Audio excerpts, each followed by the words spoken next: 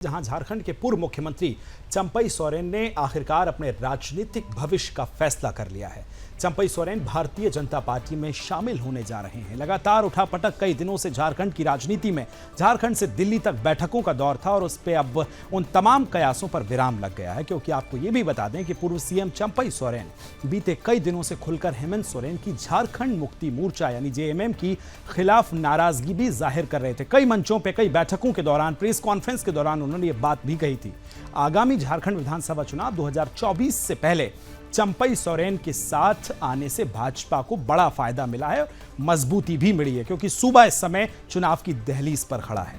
चंपई सोरेन ने सोमवार को गृह मंत्री अमित शाह से मुलाकात की, तस्वीरें आपने देखी होंगी। उसके बाद असम के मुख्यमंत्री हेमंता बिस्वा शर्मा ने भी इस पर अपनी टिप्पणी भी दी है, बात भी रखी है। सीएम हेमंता बिस्वा ने जानकारी साझा करते हुए कहा कि झारखंड के पूर्व मुख्यमंत्री और हमारे देश के प्रतिष्ठित आदिवासी नेता चंपई सोरेन ने थोड़ी देर पहले केंद्रीय गृह मंत्री अमित शाह से मुलाकात की और 30 अगस्त को रांची में आधिकारिक तौर पर वो बीजेपी में शामिल होने जा रहे हैं। तो ऐसे में एक बड़ा यहां पर मास्टर स्ट्रोक किसको कहेंगे कि बीजेपी की तरफ से ये कहा गया है, क्योंकि चंपई सोरेन वो नेता हैं जो आंदोलन से निकले और झारखंड में अपना वर्चस्व भी रखते हैं, अपना अस्तित्व भी रखते हैं और वहां के लीडर भी एक तौर पर वो माने जाते हैं। आइए इस खबर का पक्ष भी आपको बता देते हैं।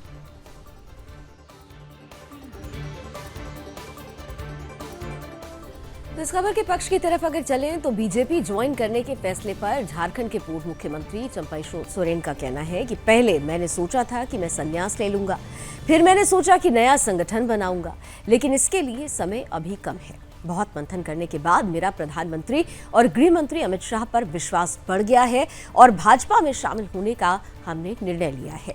भाजपा में मेरे साथ मेरा बेटा भी शामिल होगा। केंद्रीय मंत्री जीतन राम मांझी ने कहा कि चंपई सोरेन झारखंड के सीएम थे और अच्छा काम भी कर रहे थे। ये सही है कि उन्हें सीएम बनाया गया था, लेकिन उनसे इस्तीफा लेने के लिए कहने के बजाय उनके सारे काम रद्द कर दिए गए और नया नेता चुन लिया गया, अपमानित किया गया, जिसके बाद चंपई सोरेन ने एक विकल्प चुना। उन्होंने सही काम किया। दरअसल सबसे पहले जीतन राम मांझी ने ही एनडीए में उनके स्वागत की बात कही थी और चंपई सोरेन का ऐसे समय में बीजेपी में शामिल होना जब झारखंड में चुनाव होने वाला है और खास तौर से उन्हें king of Kolhan, tiger of Kolhan कहा जाता है, और जब आदिवासी समुदाय की बात आती है तो चंपई सोरेन का वहां पर बहुत बड़ा रोल हो जाता है, भूमिका हो जाती है। और ये कहा जा रहा है कि चंपई सोरेन अगर चुनाव के दौरान में बीजेपी ज्वाइन करते हैं तो इसका सीधा फायदा आने वाले समय में भारतीय जनता पार्टी को होगा, यानी कोल्हान का ये टाइगर बीजेपी के लिए एक पॉजिटिव नोट लेकर आएगा। बहरहाल इस खबर का विपक्ष क्या कहता है, आइए जानने समझने की कोशिश करते हैं मेरे सहयोगी निम्मी से। सक्रिय रूप से राजनीतिक में ही रहूंगा। पहले तो हम सोचा था संगठन बनाएंगे नया, सामाजिक कमी और झारखंड प्रदेश का कुछ अलग ही परिस्थिति है। हम बड़ा मंथन करने के बाद देश का प्रधानमंत्री, माननीय प्रधानमंत्री का उनका ऊपर विश्वास किया, गृह मंत्री अमित शाह के ऊपर विश्वास हमारा बढ़ गया और भारतीय जनता पार्टी में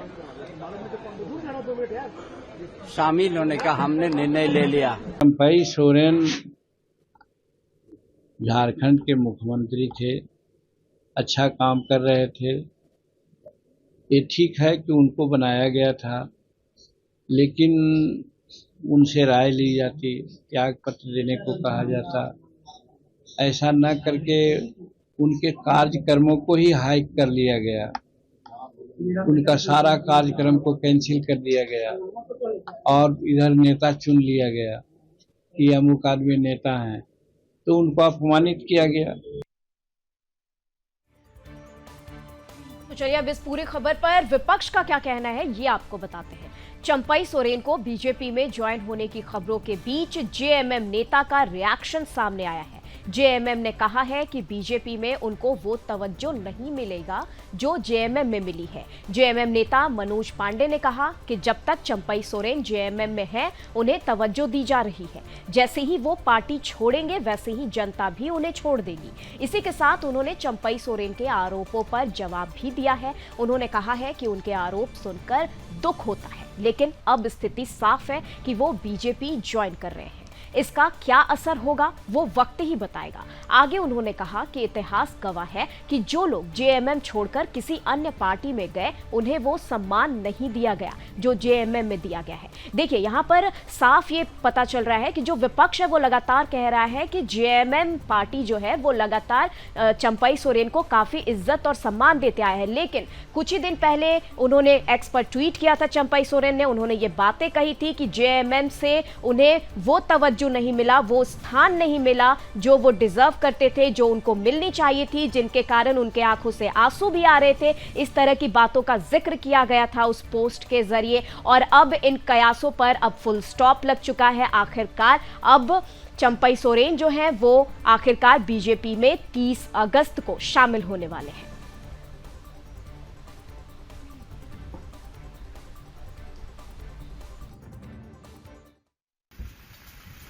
तो होता है, लेकिन अब तो स्थितियां स्पष्ट हो गई हैं।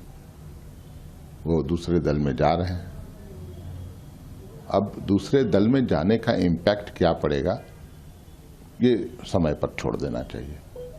मुझे लगता है इतिहास गवाह है, जो भी मुख्य धारा से छोड़ के गए हैं झारखंड मुक्ति मोर्चा से, उन्हें वो तवज्जो, वो प्रसिद्धि नहीं मिल पाई है जो झारखंड मुक्ति मोर्चा में रहते मिलती है। दूसरी बात, इस बात का भी सुकून मिलता है कि मैं उस पार्टी का सिपाही हूं जिस पार्टी के बदौलत भारतीय जनता पार्टी राष्ट्रीय पार्टी, सबसे बड़ी पार्टी, मिस कॉल वाली पार्टी, उनका वजूद भी टिका हुआ है हमारे नेताओं के भरोसे। तो झारखंड में किस तरह से जेएमएम के नेता जो कह रहे हैं कि जो सम्मान उनको जेएमएम में मिलना चाहिए वो बीजेपी में नहीं मिलेगा। हालांकि ये भी सोचने वाली बात है कि जेएमएम के 9 बड़े लीडर्स अब तक ऐसे हैं जिनमें से 5 बीजेपी में शामिल हुए हैं, और अब चंपई सोरेन 6वें ऐसे नेता होंगे। तो ये भी सोचने की बात है कि चुनाव दहलीज पर है, और ऐसे समय में अगर इतना बड़ा नुकसान आपकी पार्टी को होता है तो वो आने वाले भविष्य के लिए किस तरह से साबित होगा, एक बड़ा सवाल है जो कि समय के गर्त में है।